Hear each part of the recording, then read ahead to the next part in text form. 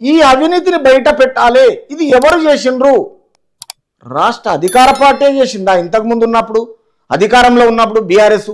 లేకపోతే కావాలని ఎంప్లాయీస్ చేశారా, ఈ ఇంజనీర్ చేశారా, కాంట్రాక్టర్లు చేశారా?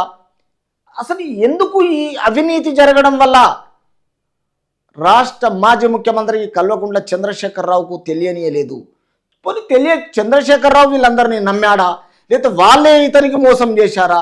ఈ మోసాన్ని మోసపూరితంగా జరిపిన తర్వాత ఇన్ని కోట్లకు లక్షణంగా రేటు పెంచుకొని ఈ కాళేశ్వరం మీద డబ్బులు కూడా అనుకొని సంపాదించారా?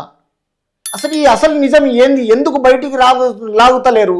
ఎందుకు చెప్తలేరు? ఇది అధికారం పోయింది, మమ్మల్ని ఎవడు అడుగుతాడు? మా జాగాలో మేము అన్నీ చేశాము, కానీ జరిగింది ఇది. 2, 3 పిల్లర్లు అంటారు. ఎందుకు 2, 3 పిల్లర్లు?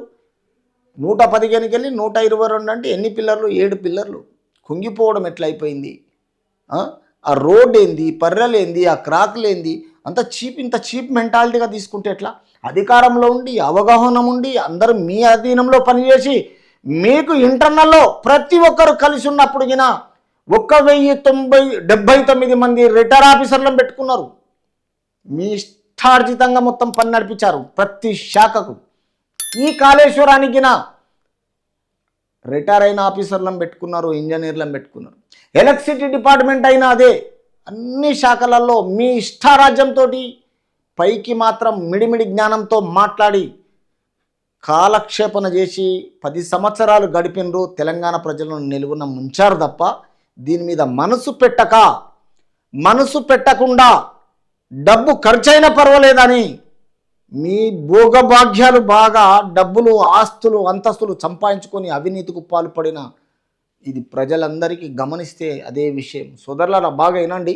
తెలంగాణ రాష్ట్ర నా సోదరులందరికీ నేను ఒక విన్నపం ఏంటంటే, వీళ్ళని అడిగే మానవుడు లేదు. కొందరు మాత్రము వీళ్ళని ఎవరైతే అడుగుతున్నారో వాళ్ళ ఎంగిల్ మెతుకులు తినేటోళ్ళు మాత్రమే ఈరోజు మొత్తం క్రియేట్ చేస్తున్నారు. అన్నీ చిన్న ఒక 2-3 ఛానళ్ళు, తర్వాత వాళ్ళ అవసరానికి వచ్చే వాళ్ళ మనుషులు దీన్ని ఏం చేస్తున్నారంటే, రాష్ట్ర ప్రయోజనాలకు వాళ్ళ అవసరాలకు చేయలేదు, తెలంగాణకు చేసాము అయిపోయింది, మాకు అది పెంచినాము, ఇది పెంచినాము, ఇది పెరిగింది, అది పెరిగింది అంటారు. కానీ అది ఒక అధికార పరంగా, ఒక స్క్రిప్ట్ పరంగా, ఒక డైరెక్షన్ పరంగా ఏది ఒక ప్రణాళిక లేకుండా ఓవరాల్గా మిడిమిడి జ్ఞానంతో చేసి డబ్బులు తెలంగాణ రాష్ట్ర ప్రజలు నిలువుగా ముంచిన పరిస్థితి కనిపిస్తుంది ఇక్కడ.